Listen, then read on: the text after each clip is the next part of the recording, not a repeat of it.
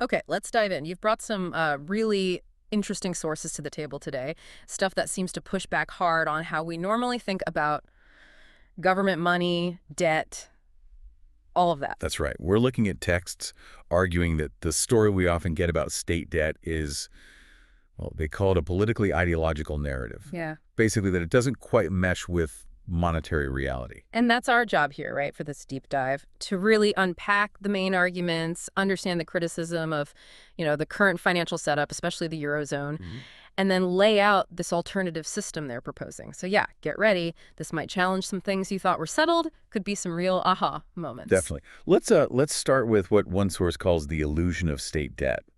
The usual story, the one we hear everywhere, is governments need cash, they borrow it. From banks, maybe savers. Right, and that builds up the national debt, the burden on the future, taxes, austerity, that whole narrative. Exactly. But these sources say, hold on. That's not just incomplete, it's actively misleading, especially for countries with their own currency. It serves a purpose, politically. Okay, so if that's the misleading story, what's the reality according to this perspective? How does money actually get into the system when, say, Germany issues bonds? Walk us through it. Okay. It's a bit of a loop, but understanding it is key. So when banks buy these government securities, they're not mainly using like customer deposits or their own profits. Yeah. No, they're using something called central bank geld. Central bank geld, central bank money. Okay, so this is like the base level money, the reserves only banks and the central bank can touch. Precisely. It's the high octane stuff for the system. Yeah. Now, where do commercial banks get this central bank geld? This is step one in the source's explanation. They get it through refinancing. Refinancing. Yeah, basically taking credits from the central bank, the EZB or Bundesbank in Europe, Yeah. and they put up other assets they already have as collateral. What kind of assets? Things like loans they've already made or even government securities they bought previously. Ah, okay. So the liquidity, the cash the banks need to buy new government bonds. It doesn't come from savings already floating around. It comes from the central bank itself lending it to them. Correct. That's the crucial first move, according to this view. Then comes step two. The banks take this fresh central bank geld and buy the new government securities directly from the government. Right. And bam, the government's account at the central bank gets credited with that central bank geld. The government now officially has the money. Okay, and then it gets out into the rest of the economy where businesses and people can actually use it. Yes, that's step three. The government spends it, building roads, paying teachers, funding research, whatever. That spending moves the central bank geld out of the government's central bank account and into commercial bank accounts. Accounts held by companies, by households. Exactly. And that's step four, what one text calls the Geldschöpfungs effect, the money creation effect for the rest of us. That government spending shows up as new deposits in commercial banks. And those new deposits are what banks can then use to lend out even more money, right? The fractional reserve thing. There's part of it, yes. Yeah. And interestingly, those government securities the banks just bought in step two, they can turn right around and use those as collateral for more refinancing from the central bank. It's a cycle. They call it rollierende refinancing, rolling refinancing. Wow, okay. So boiling it down, the source is saying the money banks use to buy government bonds isn't really borrowed from savers initially. It's accessed, maybe even effectively created, through this central bank refinancing loop. That's the core point. Yeah. Government spending then pushes this money out into the economy, but the whole thing kicks off with the banks interacting with the central bank. The sources call this whole setup an institutional detour. An Umweg über Banken. A detour. Why don't just have the central bank create money directly for the government to spend? Seems simpler. Well, the source points directly at rules like Article 123 of the treaty governing the Eurozone. Yeah. It explicitly bans direct central bank financing of governments. Yeah. They argue this detour is deliberately designed to maintain the appearance that it's all market-driven, even when the ultimate source of liquidity is the central bank itself. Right. Okay, that reframes things. So let's use that understanding to tackle these three myths of state debt the material wants to debunk.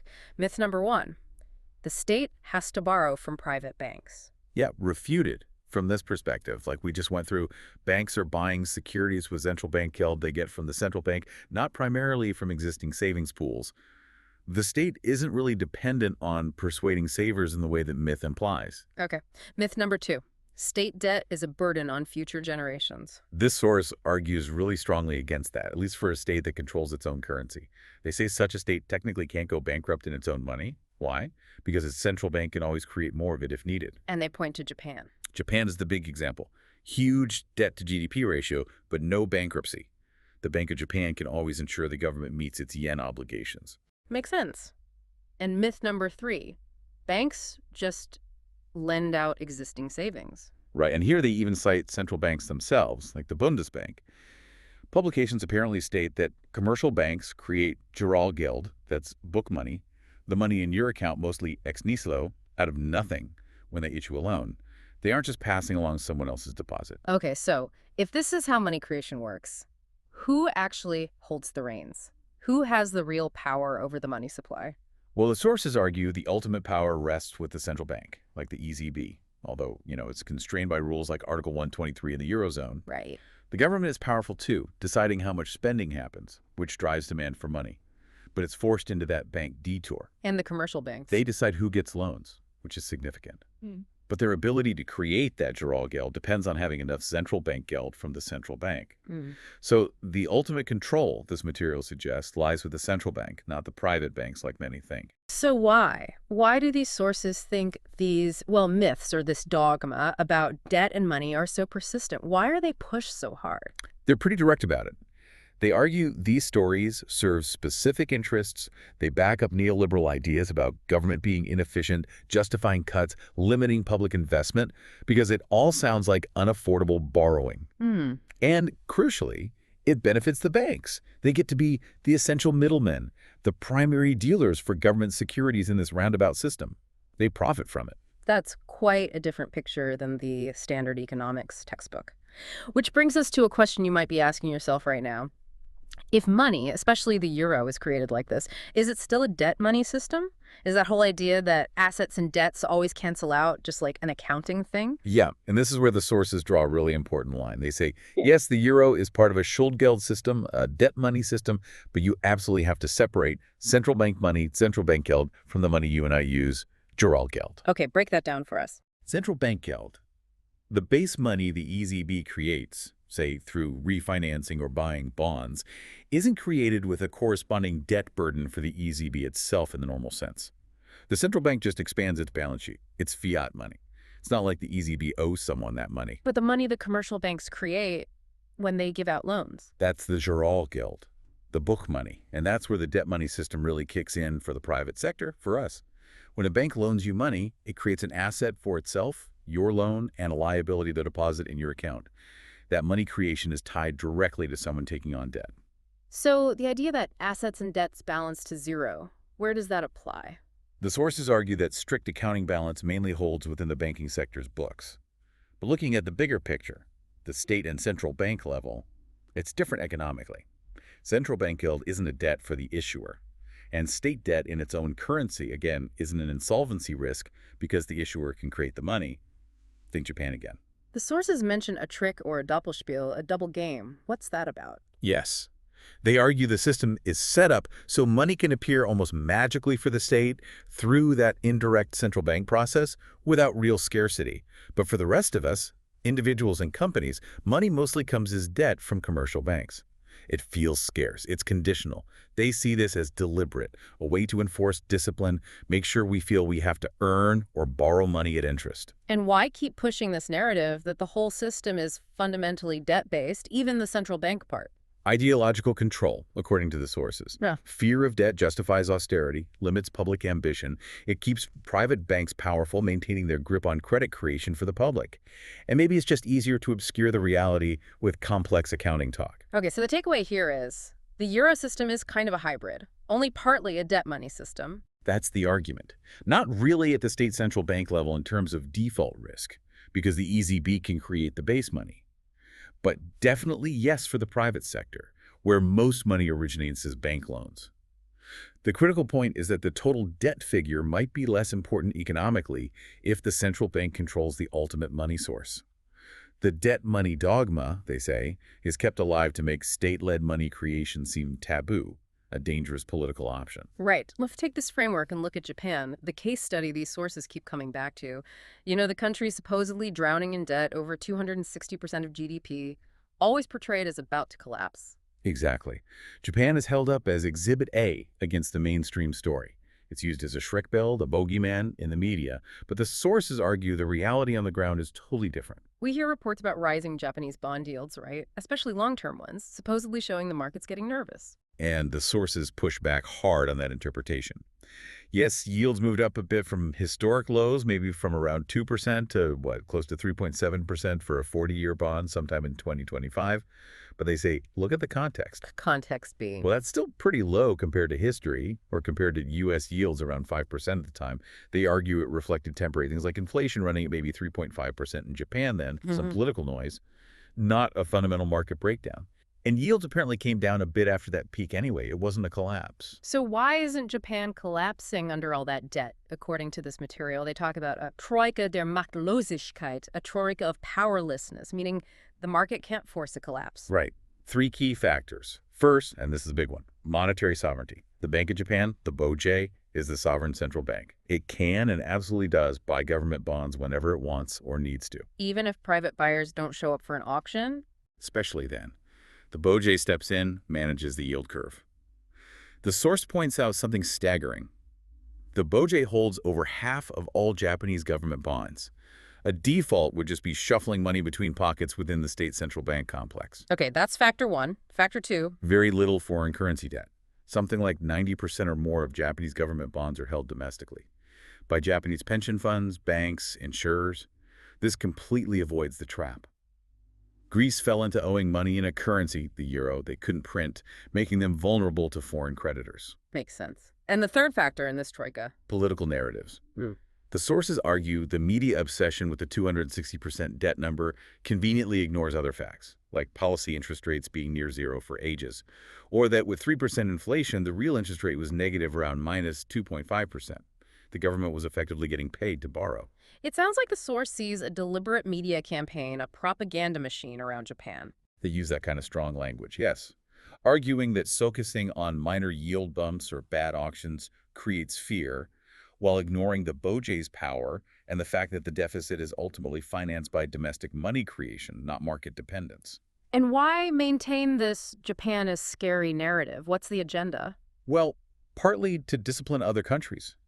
Use Japan as a warning against deficits for the U.S., for Europe. It also helps the financial industry. They profit from the market volatility that this kind of speculation generates. And ultimately, it supports the broader neoliberal push for austerity.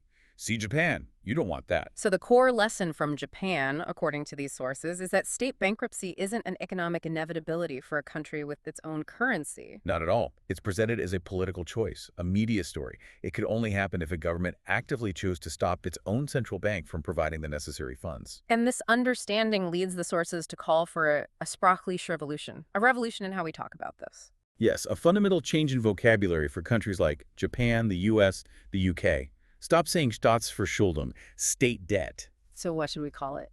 They suggest something like Ausgabe staatlicher Liquiditätsinstrumente, the issuance of state liquidity instruments. The idea is that government bonds are primarily tools for managing money supply and policy, not debt like your mortgage. Okay. But what about Eurozone countries? For them, the sources argue it is closer to Fremdwährungskredit, foreign currency credits. Because they don't issue the euro themselves, relying on the EZB, it acts like a foreign currency for them. Their borrowing is more like borrowing in money they don't control. And why is calling sovereign borrowing debt seen as a lie? Because debt, for Schulden, carries this heavy implication of scarcity, burden, impossibility, even when the state can create the currency. They argue this language deliberately makes state-led investment seem dangerous, taboo, unlike, say, China financing huge projects without the same debt crisis framing. So a headline reflecting this new language for Japan in 2025 might be less, debt explodes, and more. Something like, Bank of Japan continues issuing yen instruments to guide liquidity towards infrastructure. Yield shifts reflect inflation management, not solvency concerns. It completely reframes the narrative. Okay, which brings us right to the Eurozone. If Japan and the U.S. have this monetary sovereignty, why doesn't it work that way for countries using the euro? I mean, isn't the EZB their central bank? This is what the sources call Europe's self-imposed fetters, and their answer is a hard no. The EZB is not structured to be the house bank for Eurozone governments like the Fed is for the U.S. Treasury. They call this the fatal construction error and argue it was politically intended. How does that difference play out in practice? Well, in sovereign systems like the US or Japan, the state and central bank are basically a team. The central bank acts as the government's bank. US treasuries are issued. It's largely an internal operation involving the Fed's balance sheet. One source calls treasuries circulating Fed assets. But the Eurozone Treaty prevents that. Exactly. Article 123 AEUV. No direct financing.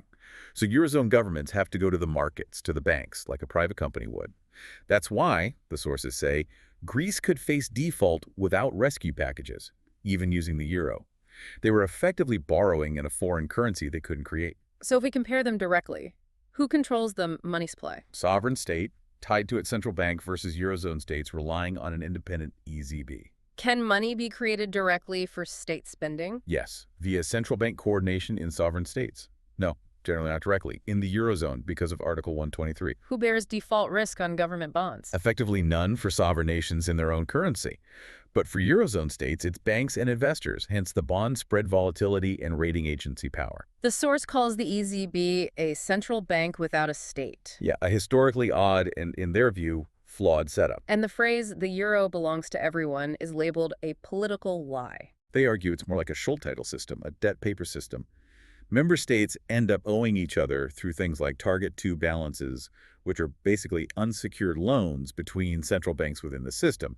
It looks like monetary sovereignty, but treats members more like developing nations needing external finance. Okay, but hang on. You might be thinking the EZB does quantitative easing, QE. It buys government bonds. Doesn't that help? Good point. And the sources acknowledge QE creates liquidity, but they stress a huge difference between Eurozone QE and QE in the US, UK, or Japan. What's the crucial difference? In sovereign nations, QE can be coordinated. The central bank might buy bonds directly from the government in the primary market. It's a cleaner loop state spends, central bank facilitates. But the EZB can't do that. Nope. Article 123 again. The EZB can only buy bonds on the secondary market, meaning it has to wait for banks or investors to buy the bonds from the government first. So it's a three-step process. Yes, a detour with big consequences. First, the government pays interest to those initial private buyers. Second, the EZB buys the bonds later, potentially paying a premium to those private holders. Third, the profits from this trading go to the private financial sector. They call this the paradoxon des euro QE, the paradox of euro QE. Exactly. Theoretically, it adds money. But practically, it can't deal directly with states. It has to pay private middlemen, and it has less control over where the money actually goes in the economy. And why this complicated, seemingly less efficient approach? The sources point to a few things. Germany's historical fear of inflation from state money, maybe, even though bank-created money via QE is okay. But more fundamentally, they argue it's about power structures keeping commercial banks as the essential gatekeepers for government finance, preserving their profitable role. So the euro becomes a half-private Geld system, a half-private money system. That's how they frame it. Money creation benefits intermediaries, while states are like bit-stellar petitioners, beggars in their own currency system. They insist the EZB could act differently, but is politically bound by treaties. The inability of Eurozone states to finance themselves like sovereign nations is, they conclude, a political construct, not an economic necessity. Wow, that's a heavy critique. But the sources don't just criticize, right? They propose an alternative, this ear-losing your solution. That's right. It's presented as a way out, a fundamentally different approach. It has several parts that work together. Okay, part one is monetary sovereignty, but maybe not at the national level. Yes, but applied differently. The problem now is government borrowing via banks leads to debt traps. Interest payments drain resources. Their solution: regional state banks issuing their own interest-free money. Regional money. Exactly. Think like the old U.S. greenbacks, issued directly by the government. The idea is direct financing for public projects, cutting out the banks. Maybe local councils issue currency just for building a new school or bridge. Interesting. Component two, community foundation of capital. What's that? This tackles wealth concentration. They cite figures saying most capital is private, so value creation benefits private owners. The solution: an Allgemeinwohlstiftung, a common good foundation acting as a trustee for basic resources. Basic resources meaning? Land, raw materials, essential infrastructure. The legal foundation would be capital is obligated and serves the people. They're serious about this. They call current states so-called states because they don't truly control capital for the common good. How would the earnings from this foundation be shared? They sketch out possibilities. Maybe half stays local, supporting subsidiary decisions. Maybe 30% goes to joint regional projects, and perhaps 20% goes to a wider confederation for equalization between regions. Okay. Component 3, subsidiary resource sovereignty. This is about fighting central control. They see things like EU budget rules forcing privatization. Their answer: let regions and communities decide locally about land use, no speculation. Energy, public services, keep water, transport, housing public. How does that connect to the foundation? Profits from companies using foundational resources would flow to the foundation for redistribution. But, and this is key, the Confederation wouldn't dictate how regions spend their share. Decisions stay local. Subsidiarity. And the last piece, component 4, is the technical side, reforming the money system itself. Right. Summing up the contrasts. Today, money from bank credit, debt. Proposed money from committees, interest-free. Today, capital accumulates privately, inequality. Proposed, capital held in trust, common good. Today, control via interest rates, indirect. Proposed, control via regional needs budgets, direct. Do they mention any historical precedents or similar ideas? Yeah, they bring up U.S. greenbacks again, state interest-free money. Old German cooperative banks, local control. Iceland letting banks fail in '08, a glimpse of sovereignty. The Swiss Vollgeld, sovereign money initiative. Pieces of the puzzle. And why do they think this whole alternative system would actually work? They argue it breaks the debt money loop by cutting out the banks as public financiers. It stops extreme wealth concentration by making capital communal, and it anchors democracy locally by keeping resource decisions close to the ground. It's not presented as pie in the sky, but as returning money to its function as a public good. This sounds radically different from, well, anything usually discussed. The sources say it's neither capitalism nor communism. Exactly. They position it explicitly as a third way, designed to avoid the pitfalls of both. Okay, how is it different from communism? Several ways. Ownership, state control in communism versus a community foundation trustee model here, crucially, not under government control. Decisions. Central planning versus deep subsidiarity. Money. Single state currency versus multi-level regional and confederate currencies. Incentives, not just to each according to ability, but also performance pay plus a basic income, la rente from foundation earnings, allowing for some market activity within social boundaries. They compare it to the USSR. Right. Moscow dictates steel output. In this model, a region uses its resources, profit goes to the foundation, a share comes back for equalization, maybe across a hypothetical Eurasian confederation, but the region decides how to use its share. And how does it differ from social democracy? Social democracy mostly tries to regulate capitalism. This model aims to dethrone it by making capital itself a common good resource. Social services via redistribution versus direct allocation from foundation earnings. And a big one, social democracy, they argue, often enables global exploitation. This model claims to end it by ensuring resources flow fairly, which they believe stops forced migration. The example contrasting Germany and Africa. Yeah. Germany gives aid, but corporations exploit Africa. In this system, maybe 20% of profits from resource extraction in Africa, using foundation capital, automatically flows back to the region or confederation members. Direct resource sharing, not aid. And this claim about stopping migration, how does that work? They argue communism creates refugees through scarcity from mismanagement. Social democracies, by enabling exploitative private capital, create the conditions forcing economic migration. Their model. Africa keeps resource control with tech transfer. No race to the bottom wages because capital serves the public, not just profit. Regional self-sufficiency. The idea is, if regions control their wealth, the economic pressure driving mass migration disappears, preventing social disruption. So they really see this as entirely new, not just Marx revisited or Adam Smith tweaked. Definitely. Against Marx, true decentralization, no dictatorship, needs-based justice, not forced labor. Against Smith, conscious allocation, not an invisible hand. Community capital, not private. Any historical attempts at something similar they mentioned? They look at the Paris Commune, failed partly due to lack of monetary sovereignty, and the German Reich, before World War I, arguing it had Confederate subsidiary elements that were later destroyed by centralization. This model tries to rebuild that kind of structure. So summing up the core of this alternative, practical sovereignty. Yes, economically. Capital as a trustee. Good communal, not government-run, not private. Politically. Maximum subsidiarity, decisions pushed down to communities, linking to ideas like local self-governance in German law. Globally. Resource and tech sharing, not exploitation. And the sources feel this is suppressed because it threatens current power bases. That's the claim. It challenges both the power of private capital, neoliberalism, and the power of the central state, traditional socialism. So they argue the conversation is deliberately kept focused on the old capitalism versus communism fight to stop people considering this kind of third option. Well, this has certainly been a deep dive into some challenging material. We've questioned the standard view of state debt, looked under the hood at money creation, especially the Eurozone's unique setup, and explored a pretty radical alternative built on monetary sovereignty and shared resources. Yeah, I think the main takeaway from these sources is that the system we have isn't set in stone. It's a result of political choices and serves specific interests. And that means other ways of organizing things are, at least conceptually, possible. Definitely gives you food for thought. Here's something to chew on after we wrap up. If countries like Japan or the US really can manage their finances differently because they control their own currency, and if the Eurozone's limits are, as these sources claim, self-imposed political choices, what does that really tell us about where power lies, about the actual constraints on what governments do for public good?